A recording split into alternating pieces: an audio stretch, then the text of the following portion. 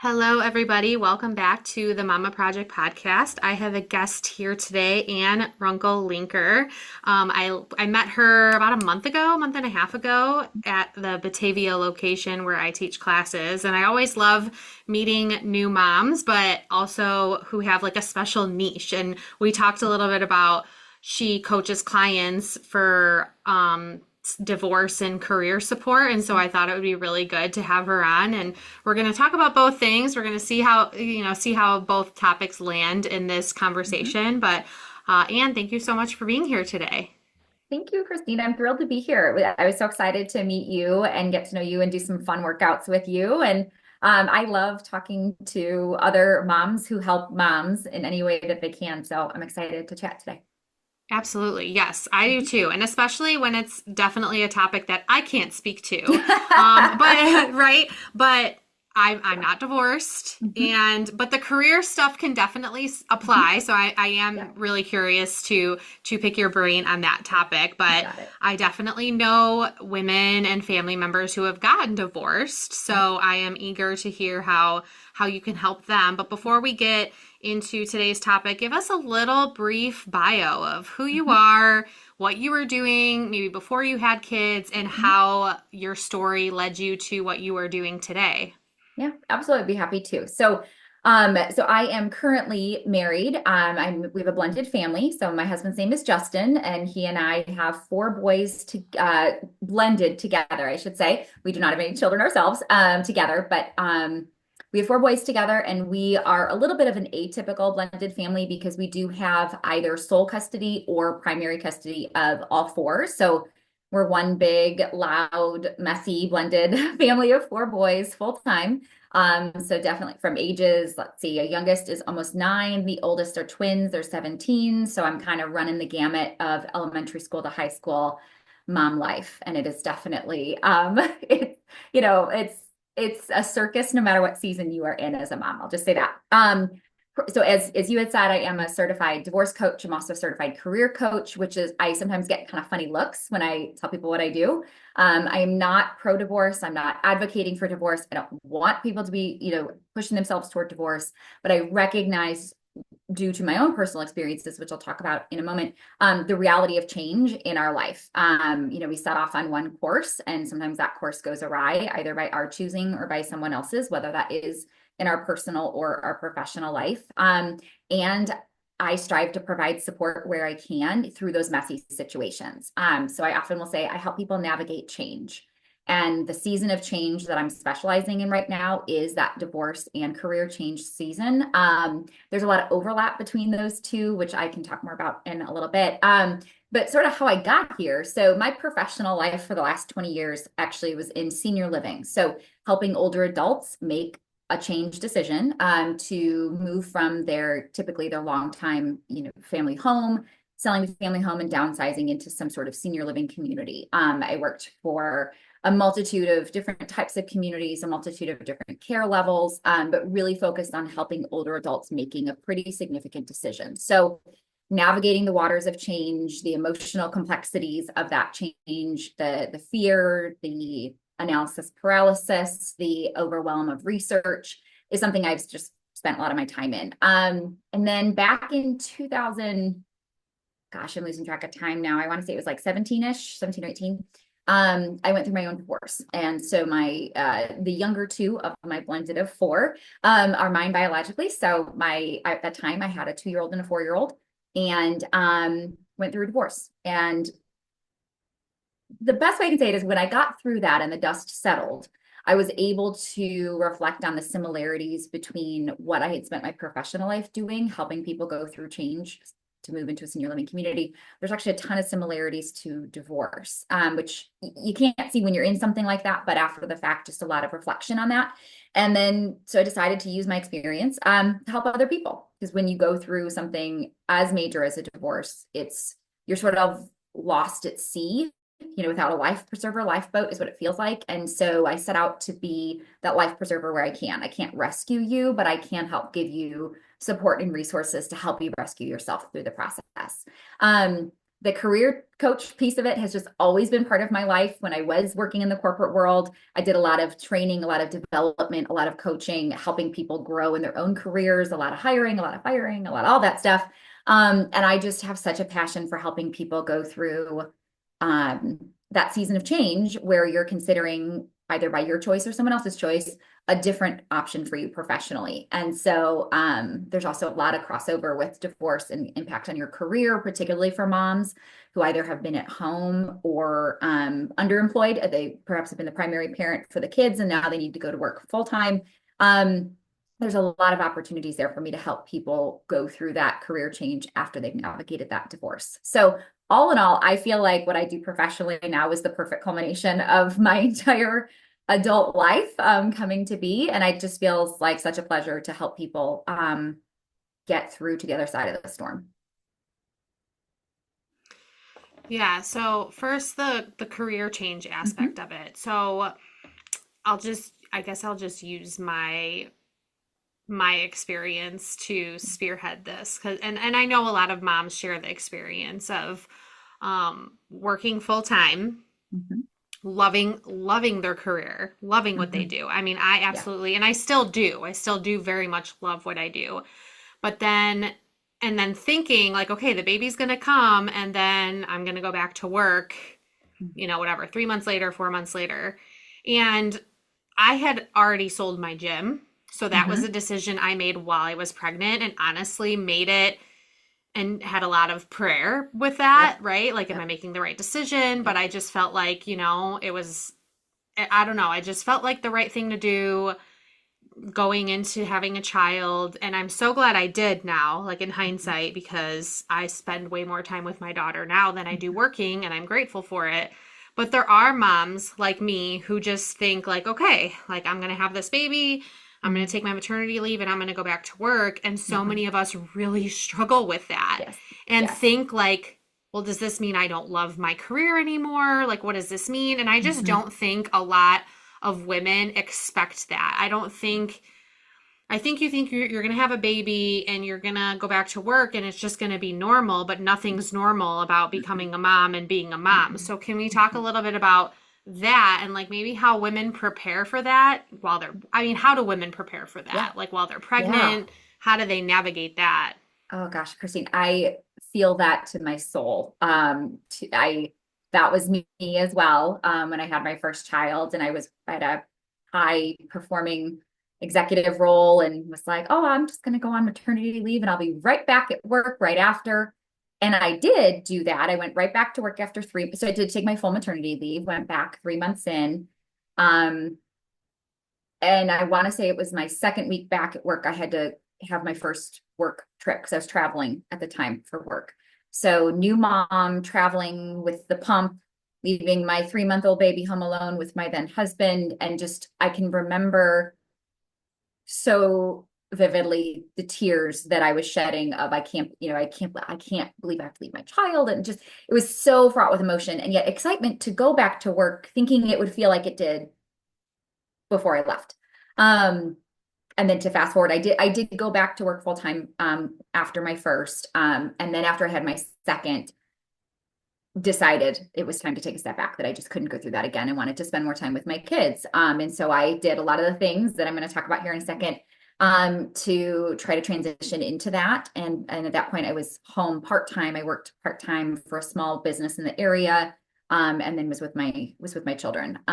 During that time, I also became a part-time fitness instructor too. So that was another kind of fun venture I got to try to do, in different seasons. We all have different professional lives, but so to think through that. So the main thing that I try to help women with is to understand that the professional decisions you're making today may not be the same ones you want to make 2, 3, 4, 5, 10 years from now. And we often are so focused on the upward trajectory, the grow, the move, the promote, oh, yeah, buy a business, grow a business, that we forget it's very, very normal to have a cyclical experience where sometimes you're in growth mode, other times you're in conservation mode. So I think if we on the front end, just, I guess, sort of a society, maybe, that sounds kind of silly to say it that way, but are able to help women who are on the path towards motherhood to see that it really is cyclical. It does not need to be a direct, solid line increase, because life is just going to come at you fast. And when you start layering other human beings into your life, it's going to dramatically change. And so the freedom to say, gosh, I think I'm going to go on path A, but if I deviate from that path, it's not a failure. It's not because I failed at something. So just starting on the front end of there. That being said, if to anyone who's listening who is either is pregnant and thinking about what their future might look like, or has gone back to work and is suffering terribly with that guilt and feeling like you're failing at work, you're failing at home, and you just that push pull. It's important to know that that is very much, I think, very common. So many of us go through that. And a lot of times we don't realize how common it is. And to prepare yourself for that, one of the areas that I spend a lot of time talking with my clients about, and this is more just a general statement, so all clients of all sizes and shapes and backgrounds, is finances. Finances are, every decision you make as a family unit, whether that's going through a career, whether that's having children, whether that is looking at even a divorce, the financial component is really big. And that's a topic a lot of people don't like to focus on. And so I will often encourage people to, if you're thinking about making a career change, either going back to work or stepping out of the workforce in any way, got to get really good with your budgeting, as in having a realistic picture of your finances for you and with your spouse. Or if you are an unmarried couple, even more so if there's multiple households that you're balancing, really, really looking at the monthly budget every single month, what comes in, what goes out. It can be uncomfortable for a lot of people. There's a lot of emotional baggage with finances. And so the more we can sort of pull back the curtain and look at the facts around those figures, sometimes the right next step can emerge a little more clearly. So clarity in finances is one. The second one is really that emotional clarity of giving yourself permission to change your mind. I think that's one of the most important things you can do as a mother anyway, because we set out saying, I'm going to feed my baby one way or another. I'm going to diaper my baby one way or another. I'm going to introduce solids one way or another. And then we do it and we realize maybe it's not the right plan for this child in this season. And we have to give ourselves permission to change. It's not a failure. It doesn't mean something went wrong. It means that the best laid plans go awry in every facet of life. And so sort of acknowledging that it's perfectly okay to not want to leave your baby behind, or to feel like the version of you before is not the same version now, and your priorities might be different. How you spend your time might be different. So it's sort of balancing the facts of the situation. If you're going to make a change in your professional life, you have to really, really understand your personal finances, and really looking into that permission-based, like the freedom to change your mind, is really important. I will say communication so kind of layered into that, the communication between you and your spouse is even more critical than it's ever been. So if there are, conflicts around money or conflicts around roles in the household, trying to address those early and often, working through them when you're still pregnant, or when the baby is a newborn and you're home under maternity leave. I understand you may not want to have really in-depth emotional conversations during that time because you are just zapped of energy and sleep exhaustion and all of that.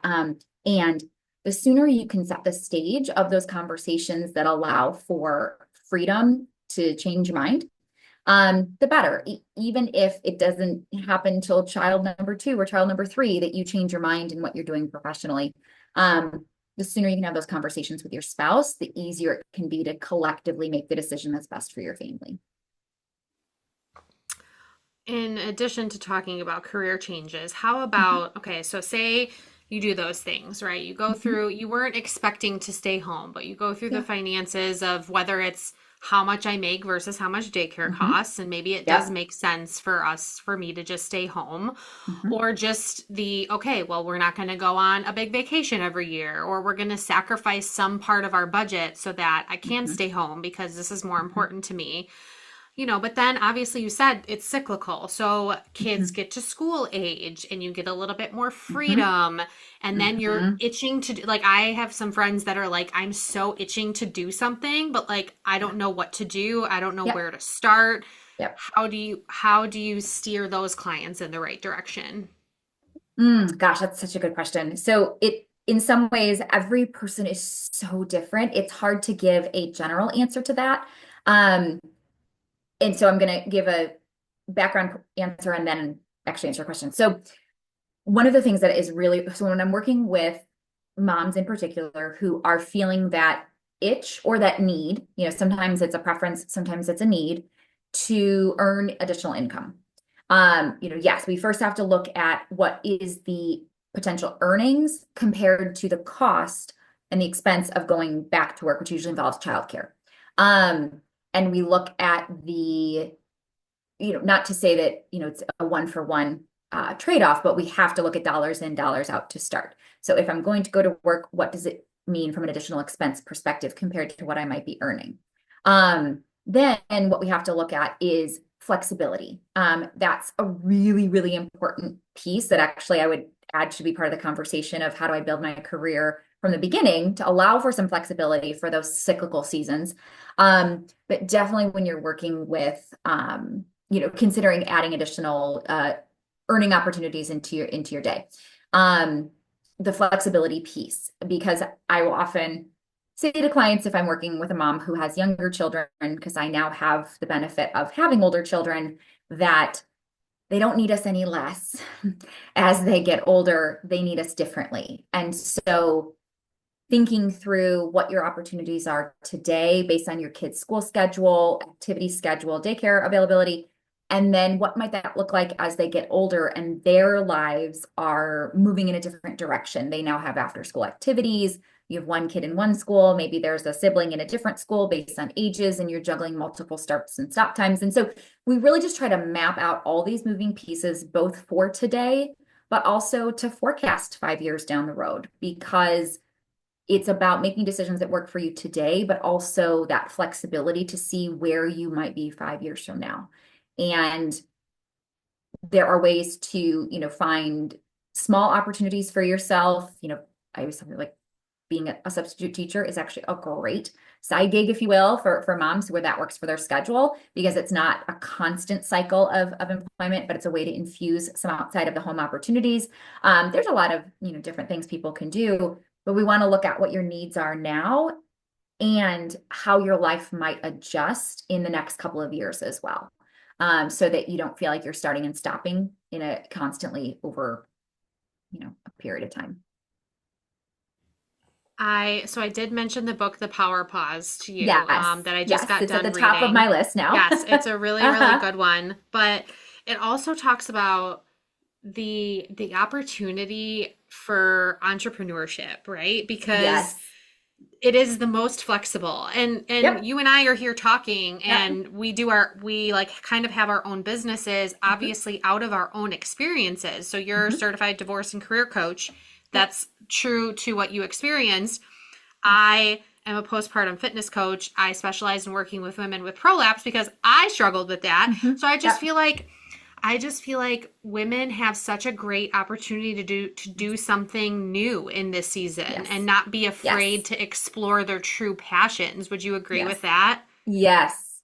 Yes. Yes. Yes. Yes. Yes. I think that entrepreneurship is such a either overlooked opportunity or a misunderstood opportunity, particularly for women. Um, my husband, I'm married to an entrepreneur. He's been an entrepreneur his entire professional life. He's a chiropractor. He has owned different clinics. We own a clinic. Um, and he's like, I can't imagine ever working for someone. And I'm like, I worked for somebody else for 20 years and I didn't think anything of it. And now I'm like, I could never work for someone else again. And yet I know for me, I didn't feel like that was something I should consider or could consider back when I was younger. And now I see the beauty of that opportunity. And it is something that, so for example, I have a client who is not a mother. but she started working with me as a divorce coach. Unfortunately, she was heading towards divorce. And so we spent times helping her work through that. I'm happy to share more about that later. And now we've transitioned to the career side because she needed to make one major life change before making the next one. And now she's ready for that next one. And moving into working for herself versus working for someone else is what we're focused on. So helping her think through what she needs to consider to start a business. What do you really need to start a business? What are the resources, the connections that you need? And it's so thrilling to watch her take on that sense of empowerment that can come with having a little more autonomy over the chaos. I always use that example. Like, it's chaotic whether you work for someone else or you work for yourself. And working for yourself is not without pain and difficulty and challenge and all of that. And yet it's chaos whether you're, one way or another, but there's autonomy over the chaos. And that's really what I think is so valuable for moms like us, who we have a whole season of, a whole bunch of seasons of life ahead of us. And as each child grows and changes, their needs from us are different. And so creating a foundation for myself professionally that can mold and shape with me and grow with my life, with my children, is really one of the most, I think, best decisions I ever made for myself. Obviously, for some women, for some families, we have to look at things such as insurance benefits, retirement benefits, making sure that there is some methodology applied to the very practical aspects of life. We can't all just quit our jobs and start our own business. We've got to think about some of those things. If it is some sort of divorced family situation, there are some other requirements and impacts on things like maintenance and child support calculations that we have to consider. And yet, going back to the first question you asked me around, what are some things we could help moms in the beginning stage of their season of motherhood? I think helping women feel empowered to consider they're working for themselves would be one of those things that I wish we could help people consider sooner in their lives, because it can be a great growth tool in your toolbox. Absolutely. And I think about a colleague of mine, Mhm. Brianna Battles, has said this before, and that your career is like working out, like progressive Mhm. overload, right? So like in Yeah. different seasons, Uh-huh. Yep. you're like you said, you can be in growth Mhm. mode. Maybe Yep. kids go to school and you have a little bit more Yep. time. So like Yep. during the school year, you have 10 to 3 to work hard or whatever. And Mhm. then, you can relax a little bit in the Mhm. summers. And then sometimes you're in conservation mode, like after you have a Yeah. newborn or something like that. So Yes. I Yes. think that's Yes. something Mhm. I've really struggled with just Yeah. as a high achiever, like Mhm. in Yes. all aspects of my life, like Yep. Yep. own a business, train for marathons, do Yep. Ironman. Like I'm always like go, Yep. go, go. And Yep. it's taken me this, my daughter's too, but now I feel Mhm. like I finally like given myself fully permission to like, Mhm. right? Just like pull the reins back. Exhale. Like, yeah, Yes. I'm just like, I don't Oh, need to be Christine. Yes. like, Yes.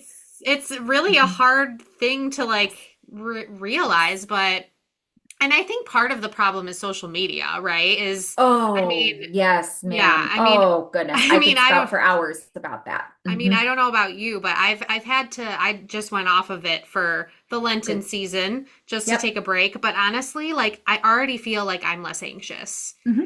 Yes. And I don't know, you see so many, for me, Hmm. it's always like high level coaches being like, Hmm. this is how much I made yesterday as a stay-at-home mom of two, and it was like 50 grand or something like that. And Hmm. it's like, well, I'm a piece of shit. You know what I'm saying? It's just like, it doesn't make you. I will tell you, Christine, when I am working with a client, I ask them very specific questions about their use of social media.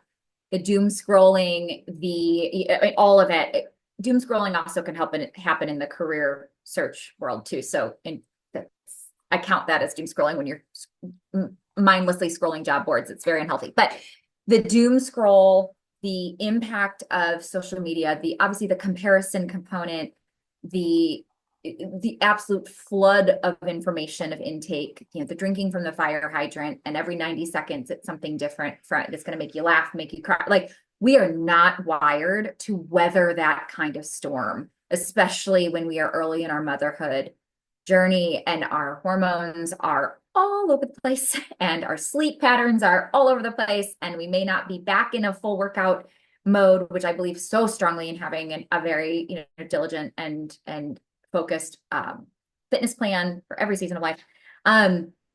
Social media is it, yes, it's an absolute terrible tool. One of the things I talk with my clients about is turning down the noise.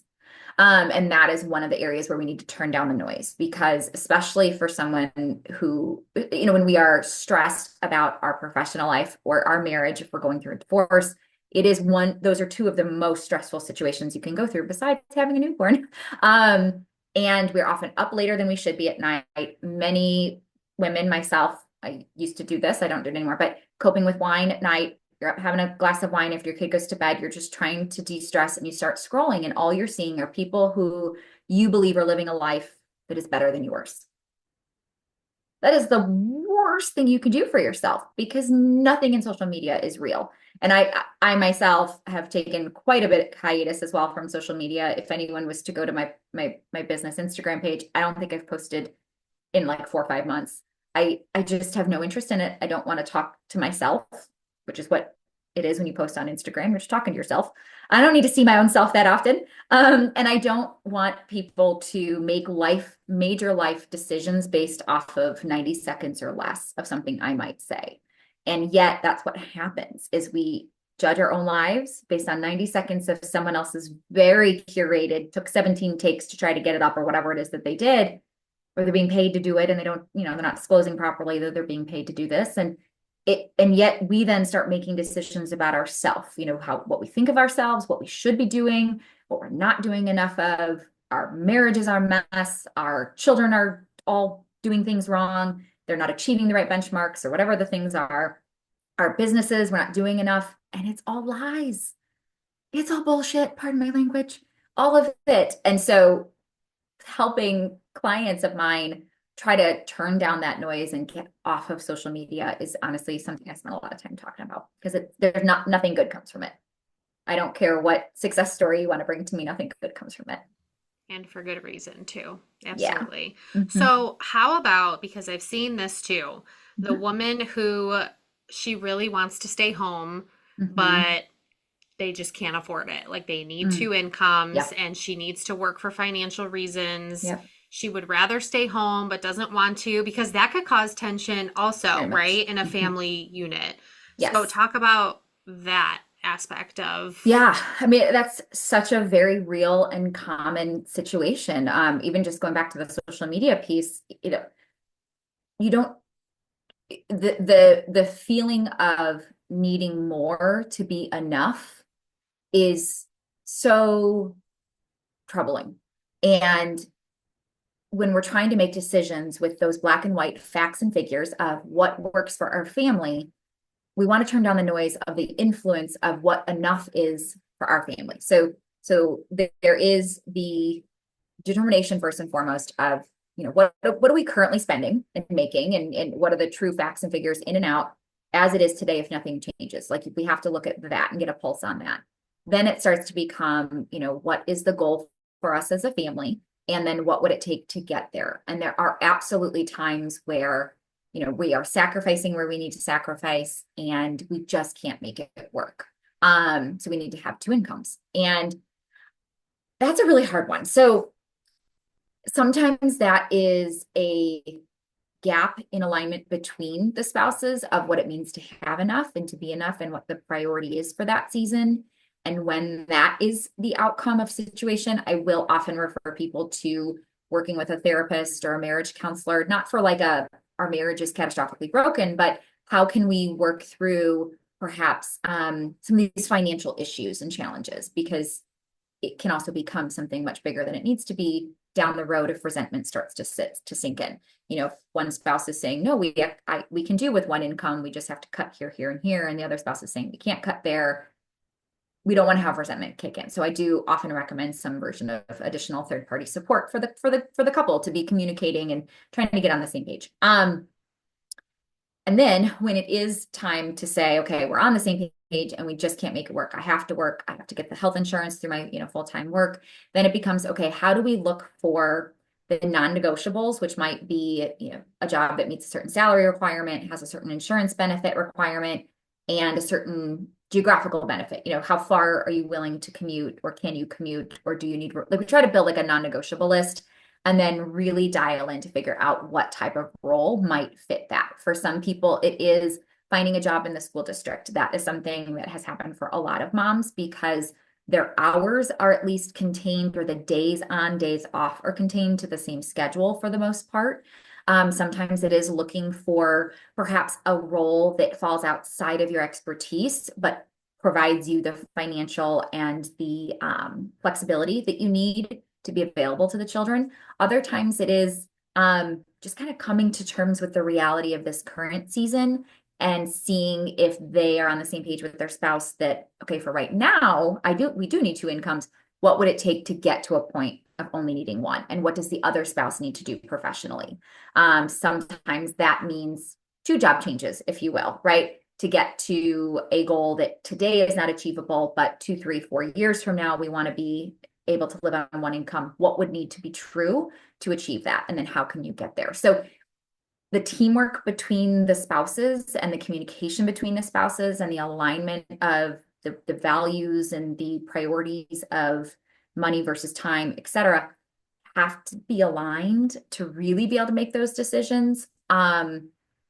It's just, the challenge really comes in where it's a conflict between the parents. That being said, I approach every single career coaching client with I was gonna like positive Pollyanna over here. Like, there's definitely a job out there that will achieve your non-negotiables.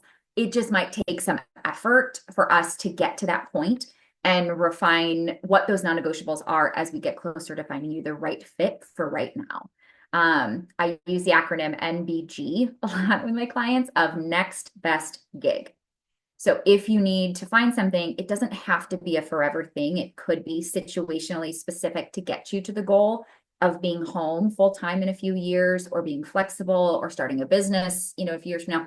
So what do we need? What needs to be true to find the next best gig? We don't have to plan for forever today. We need to plan for good enough for now. Yeah, absolutely. I think this is a good transition into Mhm. the co-parenting topic. But before Mhm. we get Yeah. there, I liked what you said about like what is enough for our family, Mhm. because I just think that ties into social media with like thinking, Yes. oh, okay, I need to have, a bigger house, or I need to Mm. have, a better car, or I need to make X amount a year. My husband and I are like, we still live with Mhm. my parents because we realize the past 2 years we want us to stay. We want me Yep. to stay home with our daughter Yep. and be the Yep. primary caregiver, right? Mhm. And now I do work part-time teaching and Mhm. doing stuff at home Yeah. remotely and things like that.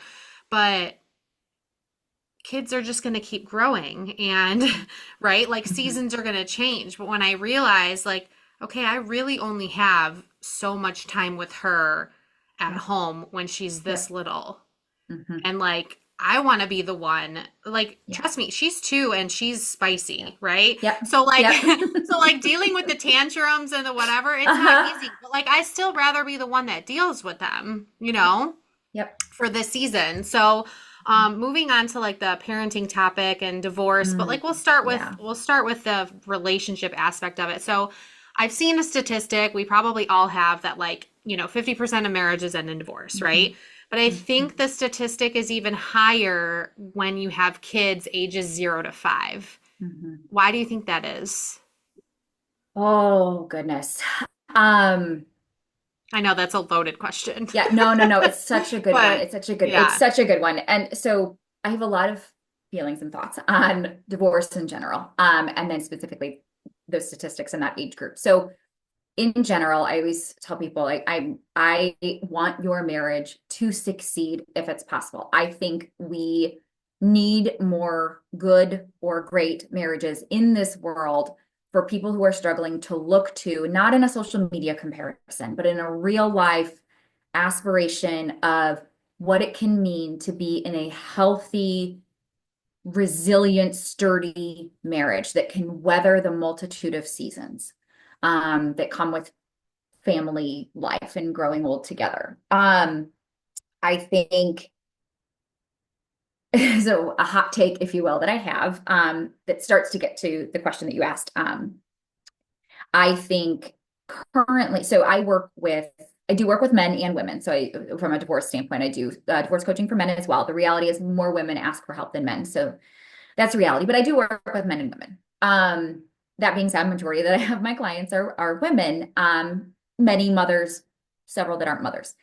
And I think, and a lot of the women that I work with are the ones initiating the divorce. And so because there is more women initiating divorces than men. And I think part of the challenge is that I think a lot of us were taught to be strong, driven, high performers, fiercely independent, but maybe not taught how to pick a partner who you can build an interdependent relationship with, not codependent, but like interdependent, healthy, give and take marriage that can sustain over a multitude of years. And I think that contributes to the divorce rates that we see today.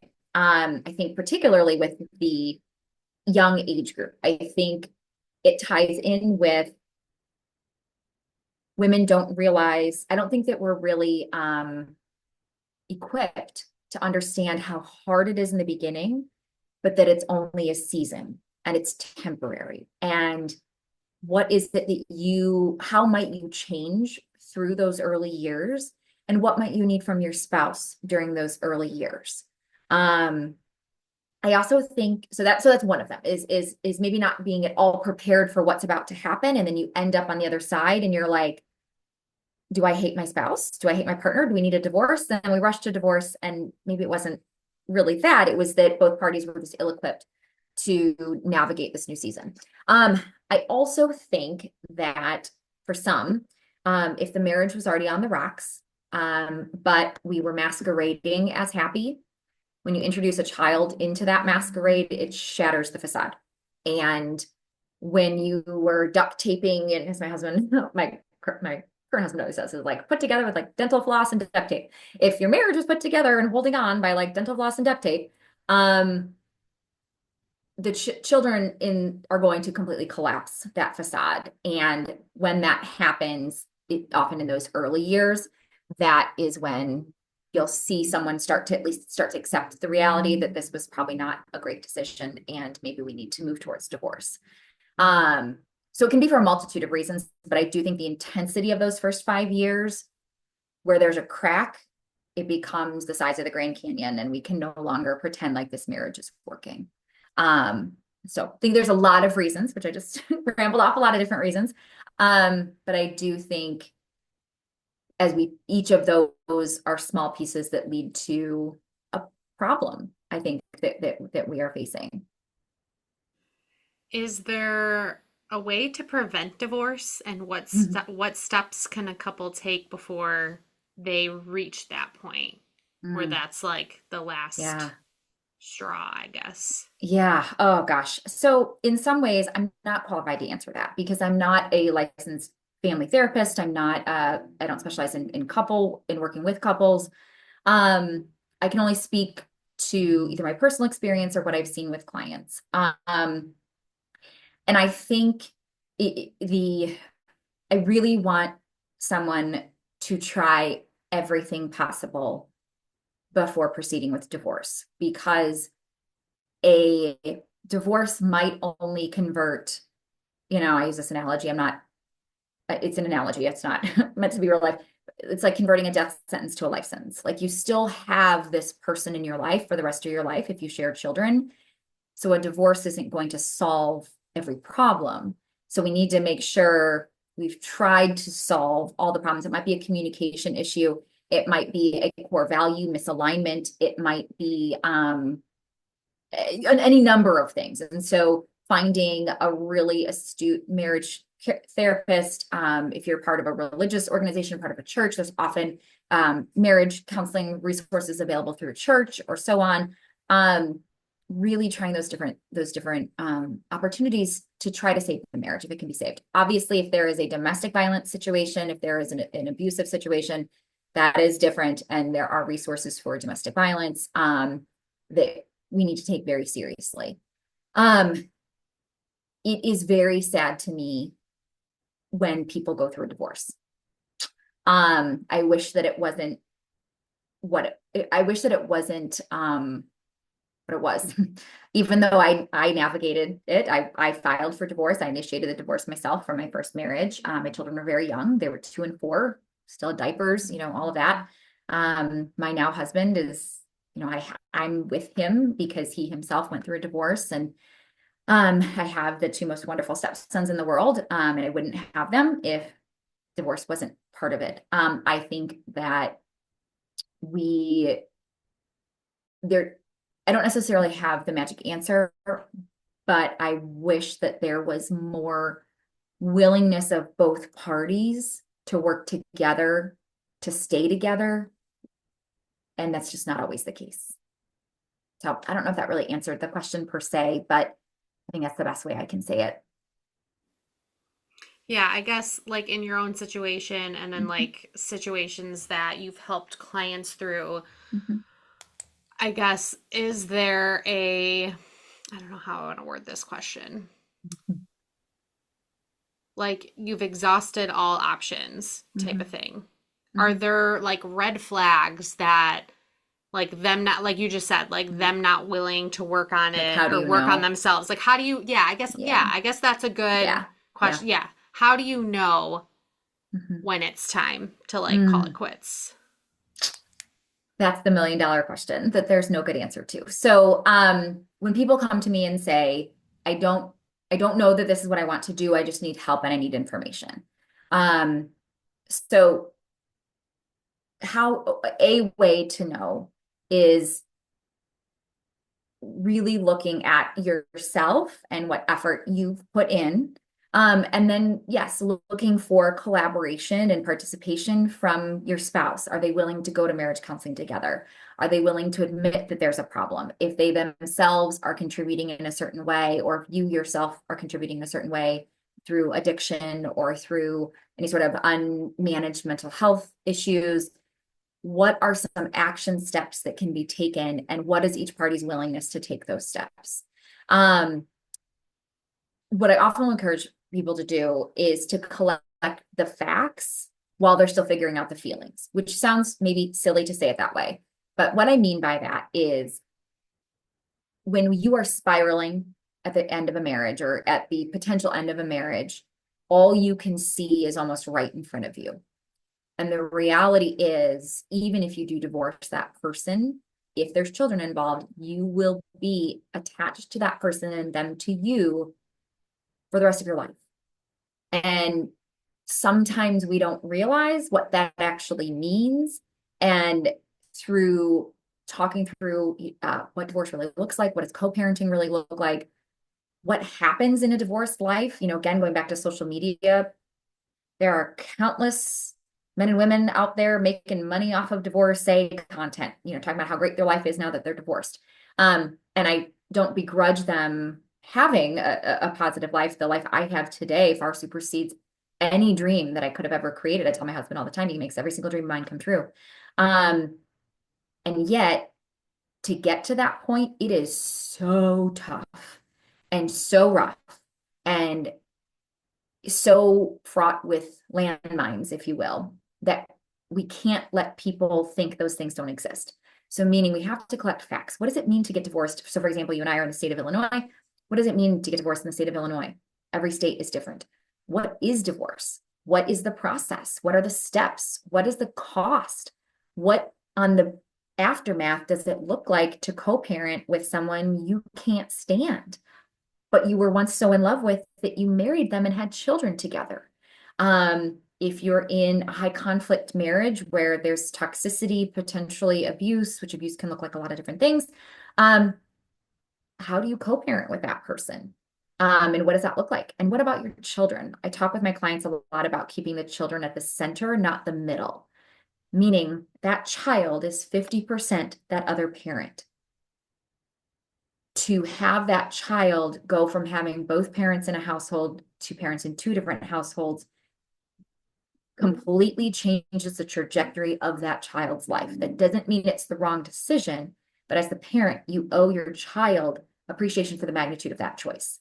Um, And what does that really look like? And how can you do this in a way that can help support your child or children the most? And sometimes as we collect those facts, we start to realize like, oh, I don't want to live like that. And the right answer starts to emerge of what maybe could happen next within the marriage. Not every marriage can be saved. And I'm a Christian, I'm a believer. And I don't like saying it that way. But there are some marriages that just can't be saved with short of intervention from up above. That, but how do you know if yours is that one? And so going back to sort of that facts, evaluate the facts before you worry about what your feelings are telling you to do. Sometimes by collecting those facts, you realize this is not, it's not a path that I can really go down. And I think that that's a beautiful thing if that's the right decision. And yet, if you are going to proceed with divorce, I want to make sure that you also have the right resources, the right support, to make it through with the least amount of collateral damage possible. If you are willing to, Mhm. when you brought up that you're Christian and that, Mhm. obviously divorce is not Mhm. something that God loves either, right? But he Correct. also, I just also believe that he wouldn't want us to stay in Mhm. a toxic situation. So how Correct. did you navigate that decision for Mm, yourself? such a great question. So I will say that I didn't really understand my own faith. I didn't really understand the word of Jesus while I was in my first marriage. And so that wasn't as big of a part of my decision making as it would be today. Um, that being said, I think that kind of the best way to explain it. Because in some ways it feels like a lifetime ago. When you're going through a divorce, is one of the most traumatic experiences you can have, and you think you're never going to make it to the other side, and then you blink, and it's like 8 years later. And I'm like, how is it? Yeah. That being said, so for me, and this actually touches on the question you asked earlier about the age. Um, and then I'm going to come back to some scripture that I want to incorporate. But for me, where I was when my children were very little was the realization that if my children grew up to believe that this is what love was, I would be absolutely devastated and gutted for them to grow up thinking that that's what love really meant, and what love was. And I can, get into what that really meant, but I usually don't talk too much about my personal situation out of respect for my ex-husband and my children's father. So that being said, I knew that if I felt that way when they were so young, it was not going to get better. And it was either then or when they were older, right? And I do think that that's one of the reasons why we see more divorces in that early age group, because I do think that there is a subset of men or women, depending on who's proceeding with the divorce, who realize it's like it's either now or I'm going to need to hold on till they're older, because that middle age window is like I can't even imagine divorcing when the kids are XYZ age. So there's this perception that it needs to either be now or later. That's not really true, but that's sort of that mindset piece. And so for me, it's either now or I'm going to have to stick this out until forever. And I can't do it. I can't do this. And I can't put my kids through this. I need to have one healthy household for them. Or at least one healthy parent. So tying back to then, I've been on a very big journey myself with my own faith and with really trying to better understand all aspects of scripture, but specifically divorce, because I am divorced. My husband, who is the love of my life, is also divorced, and our four children, this is part of their life that will carry on through generations of having divorced parents and multiple households and all the things. And what my husband and I actually talk a lot about is what the role of the husband and wife is. And one of the aspects of that is that, the husband, his role is to basically, and I'm going to, of course, on the spot blanking on the exact line of scripture, but that his role is to basically be, to treat his wife the way that Jesus treats the church, right? And Jesus was willing to die for the church, and Jesus actually did die for the church. And so my husband's job is to protect me with his own life and to treat me with such care and value as to be willing to lay down his own life for me. I'm not asking him to do that. I don't want him to do that. He's not going to do that, hopefully. But it's that idea of that self-sacrificial love to care for who is such an important part of your life.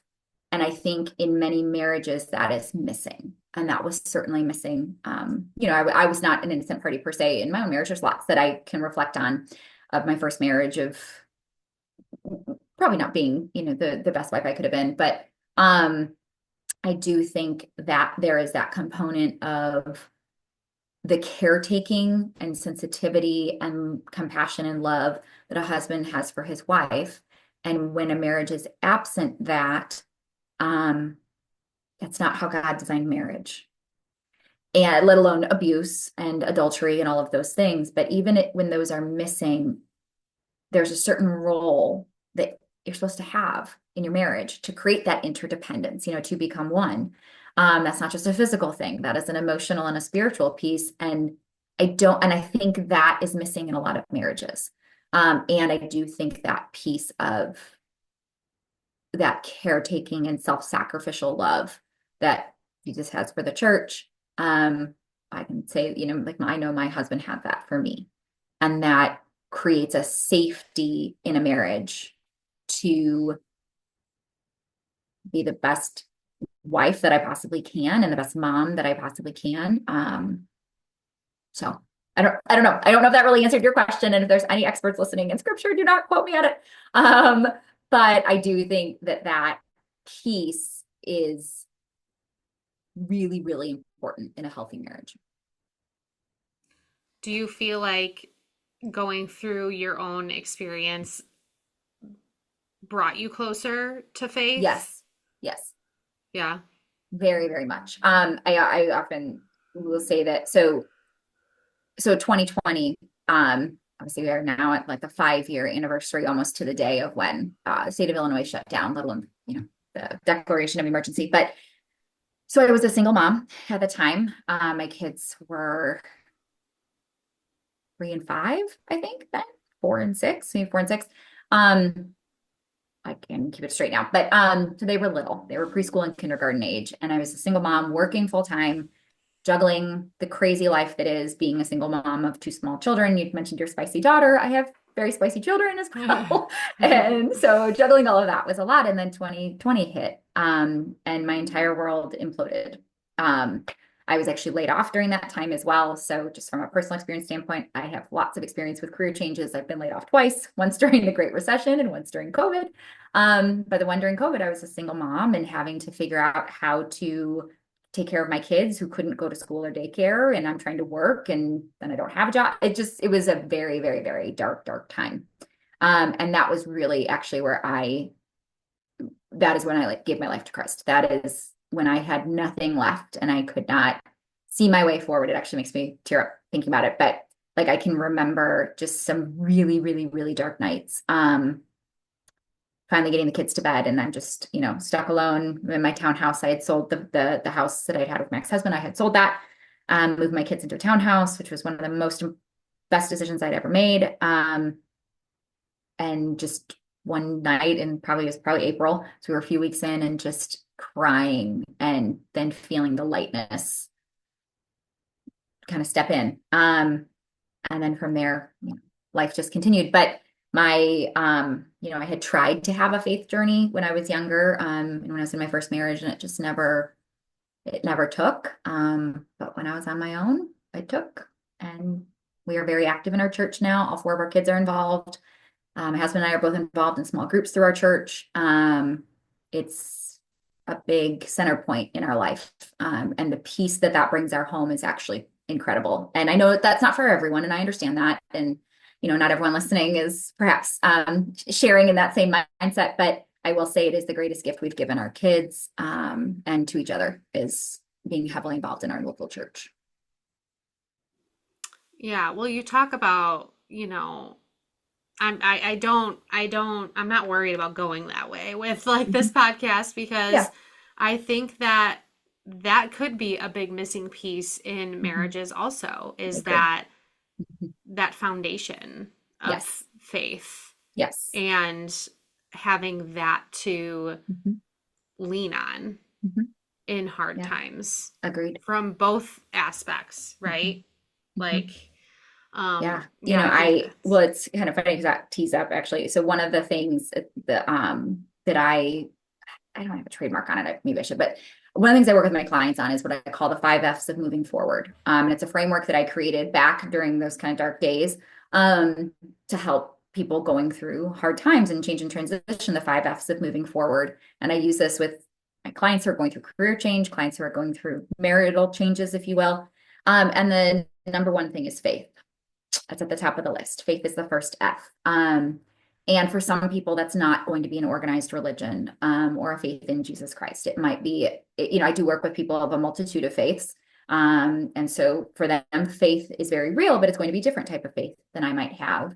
And for other people, it's just faith in like a higher power, something that is bigger than you. And I think when you can have that anchor point, it really does give you the freedom to say, like, I don't know where this is going, but I know I'm going to be okay. And I think that piece, that foundational piece, to your point, is missing in a lot of marriages.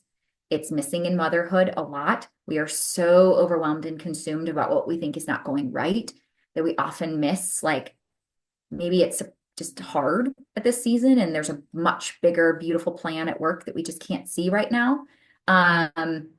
But definitely when you're going through a divorce, having faith that like everything's going to be okay. And there is a bigger picture than just this personal hell that I'm walking through right now. And what am I going to look like on the other side? And what is my life going to be look like? Faith that there is an end in sight. It's something I spend a lot, I'm not ministering to clients or at all necessarily, but really helping them see the bigger picture of a big, beautiful, messy plan at work that they can't see yet. And that might actually help alleviate some of that acute stress that they're feeling as they go through it. Can you give us the other four?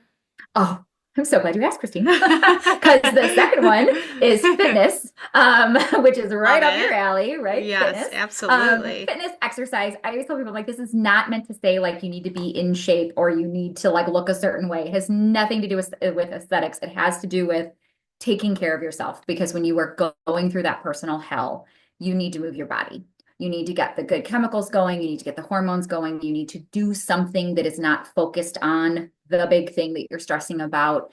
You need to physically take care of yourself, especially as a mom. We cannot crumble. We can't go down. Mama can't tap out, right? So you have to move your body. For some people, that is just going for a walk. For other people, it is going to a fitness class. For someone else, it's going to be a yoga YouTube video. And I feel like I've done every sort of possible fitness activity out there. So I do try to help people find what could they do right now, if nothing else, what is, at least something is better than nothing kind of thing. But that fitness mindset of moving your body every single day with mindfulness and intention goes so far with just these really, really difficult seasons of life. So fitness is number 2.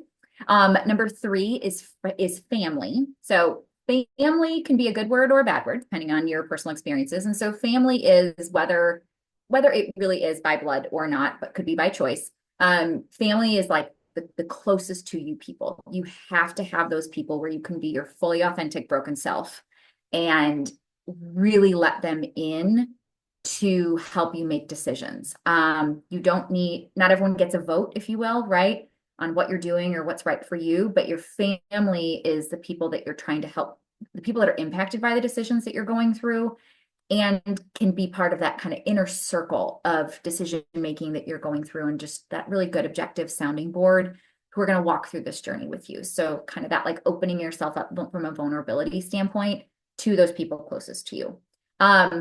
Right behind that, though, is friendship. Some people have a lot of friends. Other people don't have a lot of friends. And that's okay. Neither is right, neither is wrong.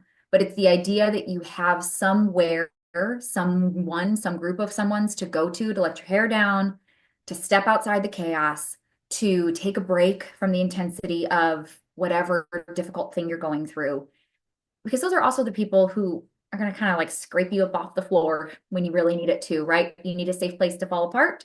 You need somewhere to have a little bit of fun. It doesn't have to be crazy. I'm not saying go party and be wild. No, none of us have time for that anymore. But just that place where you can let your hair down and focus on something other than what you're going through.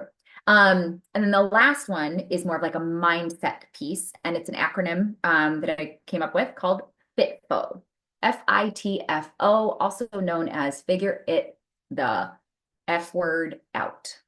Okay. And so what that means is whatever you're going through, whatever is going on, you're going to FITFO. We may not know how, we may not know the final outcome, but whatever the problem is, we're going to solve it. We're going to figure it the fuck out. Pardon my language. You can beat me out if you need to in the edit. Sometimes I swear like a trucker, but that's fine. And it's the idea of you have to be able to lean into that perspective of like, I don't have the answer right now, but whatever this problem is, I can solve it. There is an answer. Sometimes it may not be the answer I think I want, but we can do this. We can figure it out, especially when you're going through like a job search. Career change is so identity focused and it's so fraught with fear. I'm not going to find something. No one's going to hire me. There's no option. Or I can't take a step back from my career. There's no way my husband would be on board. It's like you have to sort of like take a deep breath and remind yourself, like, I'm going to FITFO.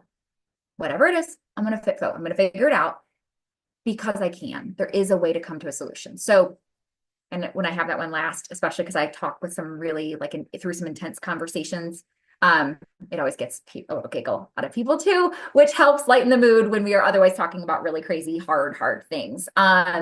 Or, somebody will come to me with like, I don't know how to da da da da. And I'm like, okay, well, we're going to FITFO. Let's write it down. I've got some exercises I go through with clients to help them figure it out of like what to do next.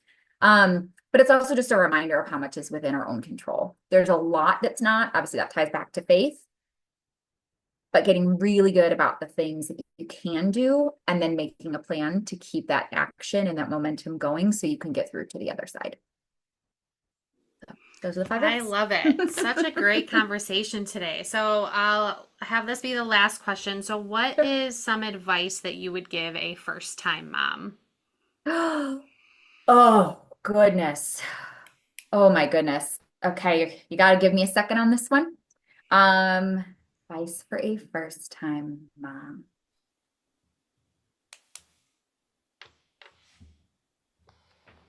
I don't know if this is necessarily going to be like what someone thinks they need to hear. This too shall pass. As in, when it's the middle of the night, you're up, you can't figure out how to get the baby to sleep, you can't handle another nursing session or pumping session, or you're looking over and your spouse is sound asleep and you're like, I'm gonna kill you. Why aren't you getting up and helping me? Whatever it is that's happening, right? And I've certainly been through it. My kids were spicy from the day they were born. And the newborn stage was really, really hard for me. The reminder of how temporary it is. And if the only thing that happens is that you get through that day, it's a win. You made it through that day and it's a win. And that this day you're in that is really hard and really rough, it's going to be over in a matter of hours or time. It may not feel like it, but we have to really dig deep to remind ourselves that this is temporary and this too shall pass. The flip side of that is that it is hard because all of a sudden you're going to blink and your baby's going to be 2, right, Christine? Or you're going to blink and they're 11 or they're 17 and a half. I have 17 and a half year old. I mean, I didn't have them as babies, but they're mine now. 17 and a half year old. My stepson's like, what? Weren't they just little babies, a year ago? But it goes so fast that, and yet when you hear that as a new mom, you're like, shut up. What are you like? I just want to sleep. Right. Yeah. And so it's a reminder to that new mom, like there's a plus and a minus side of it is all temporary and this too shall pass, but we have to, in those really, really, really dark moments, just cling to the truth in that this is temporary and you will be on the other side. You will feel joy. You will feel love. You will sleep again. It just might take some time to get there, but it will. I love it. Gosh, That's now you great have me advice. thinking, go, That's Christine, we could great do a advice. whole I second know. episode because I now you got know. my wheels turning of all the motherhood, the early Yes. stages of motherhood. Yeah. But But motherhood yeah, it is just it's a keeps beautiful changing. journey. Yeah. Yeah, absolutely. It keeps Absolutely changing is. and you don't realize how much active parenting it is required as they get older too.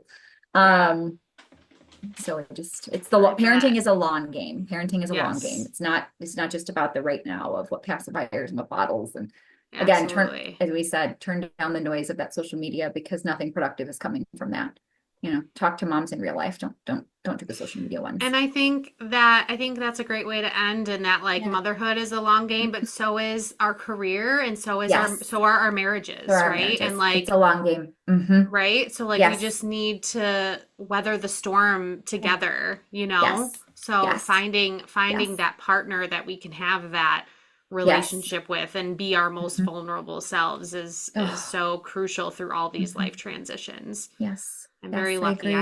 I have a very, very good one. I'm very Mhm. lucky. I know. I am too. I won the lottery with Yeah. my husband. He is the greatest person I could have ever asked for. And I'm so grateful for all of the things that have happened in my life and because they winded me up here. Yeah, absolutely. So where Mhm. can people find you and your work and Mhm. contact you if they want Yep. to work Yep. with Best you? way to do it. I do have a website. I will admit it is also out of date because as I've decided to be like, I don't really love posting on social media, I stopped updating my website. However, I have a web form on my website. It's www.forwardwithann, that's ANN, forwardwithann.com. I'm also on Instagram at Move Forward with Ann, ANN. Probably those are the two best ways to find me. On my website, you can submit a web form if you want to set up a time to chat. I have lots of stuff on my Instagram. It's just not current because, as we talked about earlier, social media can be a really toxic place, and my self-preservation is such that I don't want to be on there that much. But you can find me that way. Can also send me an email at let's chat at forwardwithann.com. Awesome. Well, I will make sure to put that information in the show notes. Thank you again so much for being here. Thank you, Christine. I really enjoyed this. So thank you so much. Yeah, thank you everybody for tuning in, and we'll see you next time.